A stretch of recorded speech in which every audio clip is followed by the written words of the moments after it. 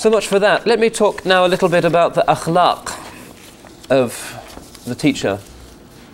I mentioned that Islamic education is about human transformation, not merely about the transmission of knowledge. And the fact that that the acquisition of knowledge is a form of ibadah completely suffused the educational process in the classical Islamic world with a sense of the sacred.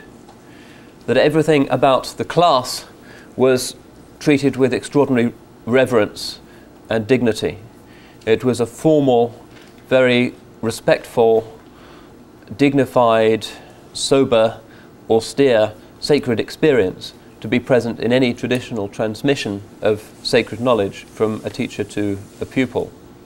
It was a holy event, utterly unlike the modern American university setting, for instance, where the professor comes in and half of the students are still drinking Coke, or they've got their boots up on the desk in front of them reading the student newspaper, and the idea of this being a sacred event could not be further from people's minds. But Islamic education is about personal transformation and the experience of holiness actually in the process of inculcation and instruction. Let me read to you a saying that the ulama have traditionally loved to share with their students, which has been transmitted from Sayyidina Ali, karramallahu wajhahu, where he talks about the great status of knowledge and the inculcation of knowledge, some of his most beautiful Hakim. He says, knowledge is better than money in 7 ways. Knowledge is the legacy of the prophets, and money is the legacy of the fara'ina, the pharaohs. Knowledge is not diminished when it is shared, but money is.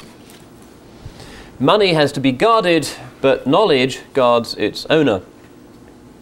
When a man dies, he leaves his money behind, but his knowledge enters the grave with him. Money can be owned by the believer and by the unbeliever, but knowledge, religious knowledge, is the mark of the believer alone.